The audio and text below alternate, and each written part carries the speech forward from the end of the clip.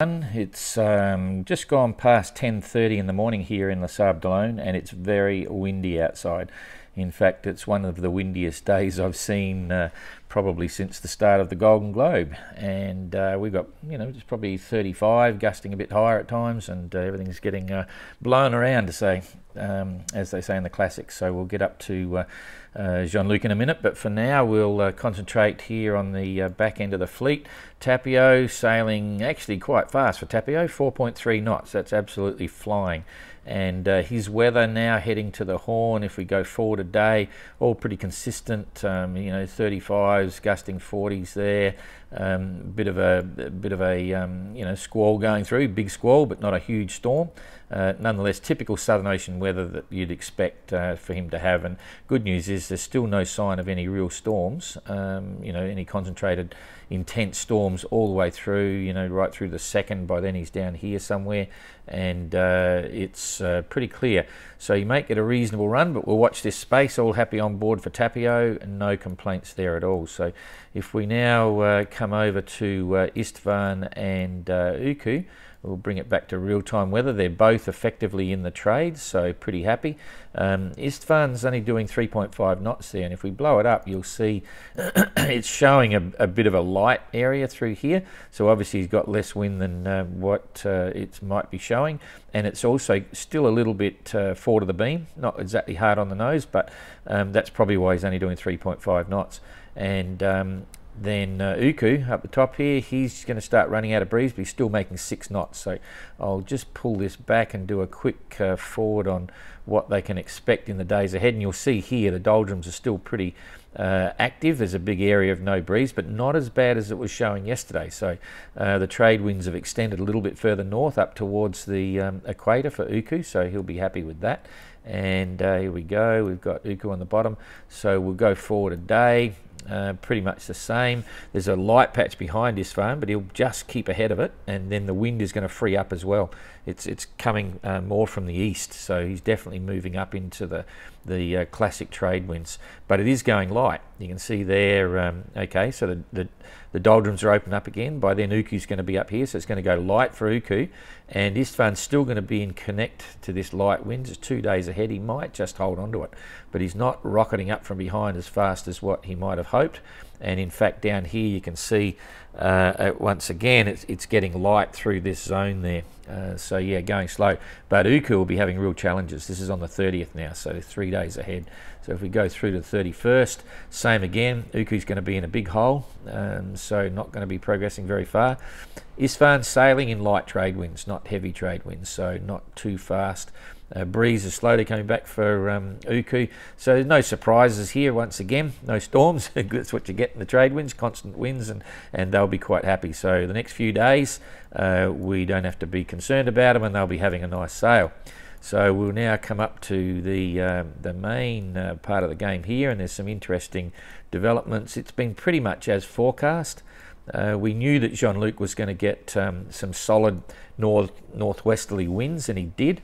We just spoke to him on the phone, so the sound cloud is up. You can hear what he said. He basically said last night he was really worried about getting rolled over again. Seas around 8 to 10 metres. But the big thing is that the seas in the Biscay area, the Bay of Biscay, are world famous. Their reputation's sort of second to none for being really tricky shape and short and steep and all that sort of stuff. So it's his backyard. He knows what's going on, and all's well for now. He was sailing just with his half of a stay sail out, so very small amount of sail, no mainsail. He got rid of that, so he's looking after the mast. The conditions are backing off now. You can see here, this is current position, current weather. It's moving away very rapidly from him now, and he was in amongst this sort of area here. He didn't get to the blues, but that means you've got sustained winds of 40, 45, gusting well up over 50, 55, and if we look at the sea now, it's not going to die down in a hurry. But these are not 8-9 metre seas here, so he definitely had some big seas. I can't imagine what the shape's like. I hope he took a few photos. It'll be interesting to look at, but quite challenging conditions. And even if we go forward now, if we click this forward in 3-hour increments, this is going through forward, it only settles down to sort of like 6 to 7 metres. This is 6 metre seas here, and he'll be sailing this, so he's still going to have a big sea all the way through. So there's no let up on the sea there for some time, so the seas will remain. We'll come back to real time, go back to wind.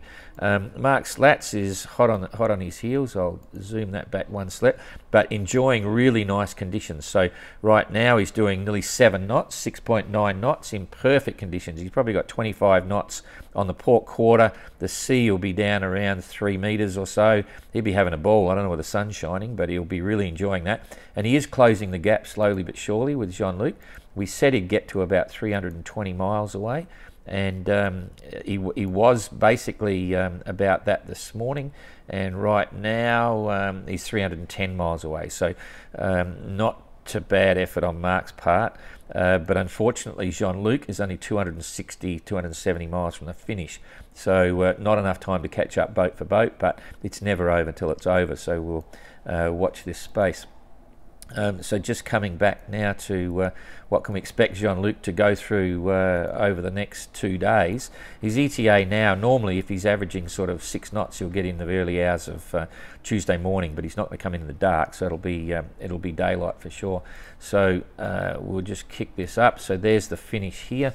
I'll just zoom that so it's not pulsating too much. And we'll click this through every 3 hours and just see what's going to happen. You'll see this is starting to, that's 3 hours, there's 6 hours.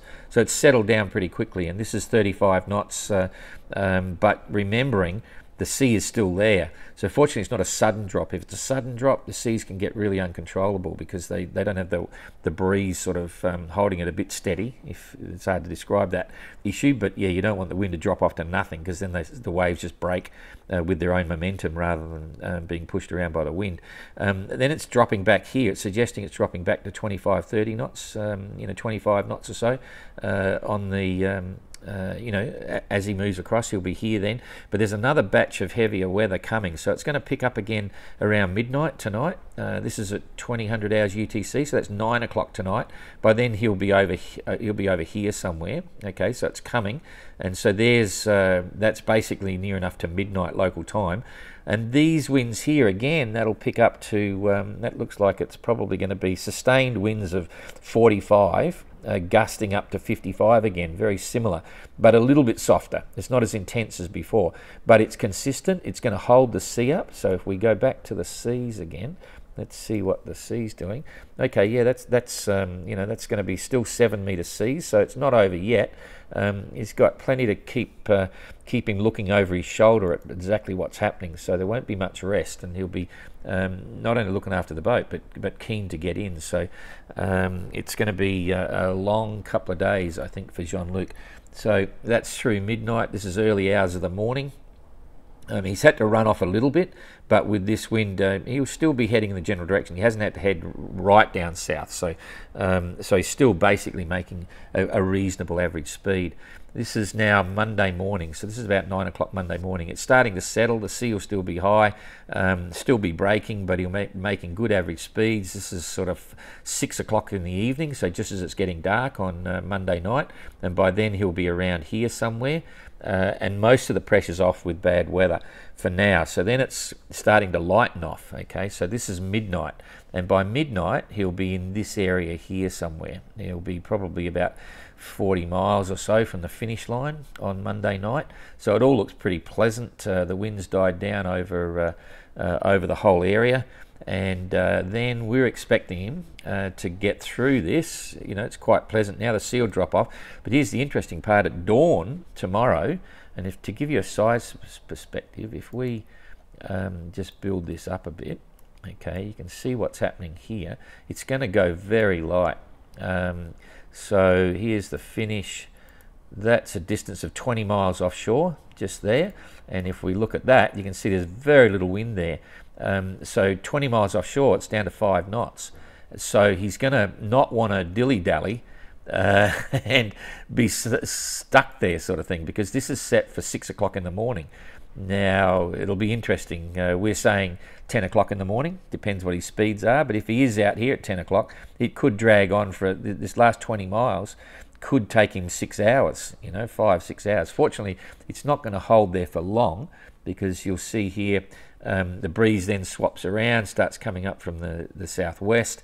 It'll sort of keep moving, but there could be a period of about 4 or 5 hours or 4 hours of no wind. It's easy to change your ETA very, very quickly with that. But look what's coming from behind. There's another, and we've got to hope, remembering that the forecast for this is still 2 days out. There is a system forming just off here, off Brest, and that's creating a huge amount of wind right behind him. So this is midday now on Tuesday. So he should be in by then. If he's not, he'll start moving with this breeze following up, and he'll get in, and just in time, because this thing here, if it holds to the forecast, is quite a bit of wind. Now, just to give us a distance, we're expecting Mark at that stage to be around about 270 miles behind. So this will impact Mark. I haven't had a good look at that, but you can say if Mark was going to be in sometime on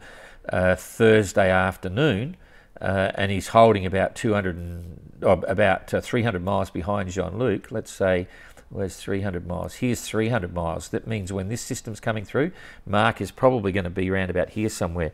Mark may decide to hold off on this. We'll certainly be giving him a weather alert. I'll be giving him that this afternoon, just suggesting that there is this system forming, and it's it'll be interesting to see. So we've got to watch this. It's appeared pretty quickly, which means it's still happening. The formation of this is still happening. We don't know how intense it's going to be or exactly where the centre is going to go, but I think Jean-Luc is in before it gets in, and it's going to impact Mark at the very end as well. So he might have a bit of work to keep going, or he might decide to slow down. We'll just have to wait and see.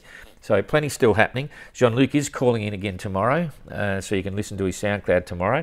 And tomorrow we'll also get Mark we'll ask Mark if he's due to call in on Tuesday.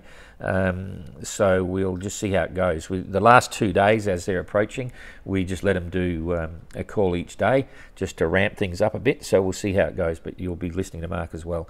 And let's hope Jean-Luc gets safely in and Mark safely follows shortly thereafter. So keep watching out for the ETAs. Thanks a lot.